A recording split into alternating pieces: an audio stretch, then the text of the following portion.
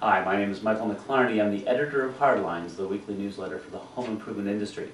I'm here live in St. Jacobs, Ontario, reporting from the home hardware dealer market. And the biggest news coming out of the market this time around is undoubtedly has to be the announcement that home hardware co-founder Walter Hackborn is stepping down as president. And it's a big change for home hardware, and one we're very happy to be able to report on to you directly, because Paul Straus is stepping in as president and CEO of Home Hardware Stores. Walter will remain as president emeritus of the organization. So we can anticipate some continued success and continued growth from Home Hardware under the new leadership. But we are very fortunate right now to have Paul Straus in person to ask some question of directly. Welcome, Paul. Thank you very much. You've had some great success over the last year, a year that was one of recession for many. But how was that year for home hardware dealers? The year for home hardware was a good year, not a great year, but a good year. And you know, ever since home was set up back in '64. It was set up on the basis to help the independent dealers compete with the large corporate stores. And over the 45 years, we haven't strayed from that. And we've focused on our dealers and helping the dealers grow their business. And if their business grows, and home grows along with that. So we've established a number of new things along the year to help our dealers.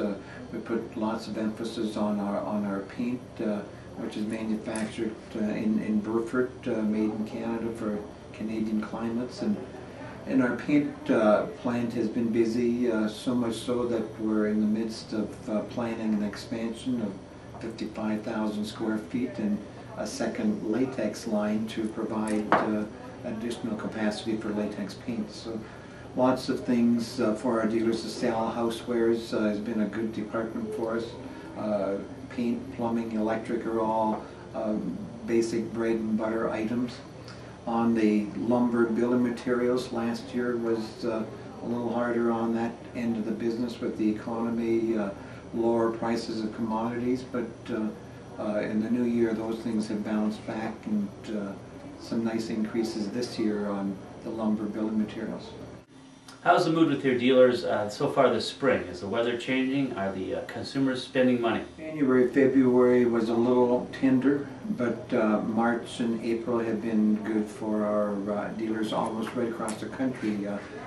In areas that were slow before, Western Canada last year had some slower times, and we're hearing some good reports that consumers are out ready to do business again. Now tell me, what is Home Hardware doing for its dealers to enhance their prosperity in 2010? What kind of programs are you adding or are you expanding on to ensure their prosperity?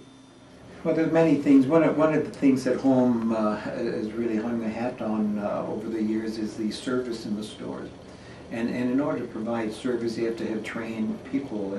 And we have a number of different training programs. At this market, we had the pre-market conference with over 720 people attending the various sessions. The National Retail Hardware Association's educational programs are programs where we encourage our dealers to make good use of.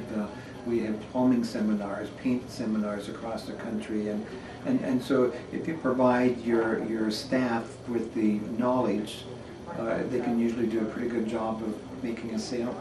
Here for many people last year. Nevertheless, Home Hardware was very aggressive with its advertising, and the Home Hardware ads were a common feature on most television sets. What are we going to expect from Home Hardware in 2010 as regards advertising? Well, the advertising is something that keeps the home name in front of consumers, and it's important, especially last year when things were a little bit hard and consumers were reluctant to spend money.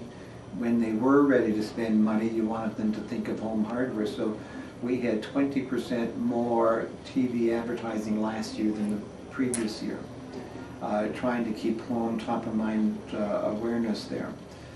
With the advertising for this year, we're going to continue with our exclusive products, and we've got some help from some of the people like Mark Cullen and Anna Olson to help us to grow categories lawn and garden and the housewares and kitchen areas.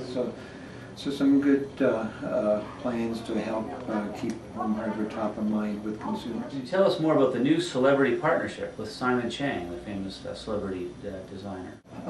Yes, Simon Chang is a designer of women's clothing, works out of Montreal, and is working with our people in Burford to set up a color collection that he has selected, and we'll be promoting that through the year as well. Pretty exciting stuff. It's pretty exciting stuff. So all in all, the independent dealer is well positioned to grow in 2010. Is that the case? The independent dealer is set to grow, and the first 3 months of the year are an indication should be a good year. Any last thoughts, Paul, you'd like to share with the Hardlines TV viewers? Yeah, again, I guess with the home hardware, the intent right from the get-go was to help our dealers to grow their business, and I guess it's fun to watch some of the success stories of dealers. You know, some of the new people coming on board, lots of young people. At this market, we also had a session for the young people, the up-and-comers, and a good turnout, lots of good comments from that session, and maybe it's just my age, but it's good to see the young people walking through the show here and looking after their needs for their stores. So a real investment in that next generation of home hardware dealers. Is that the case? That's the case of looking after that next generation. Paul, thank you again for joining me on Hardlines TV. Ladies and gentlemen, Michael McLarney from Hardlines signing off from the Home Hardware Fall Market live at St. Jacobs, Ontario. Thank you.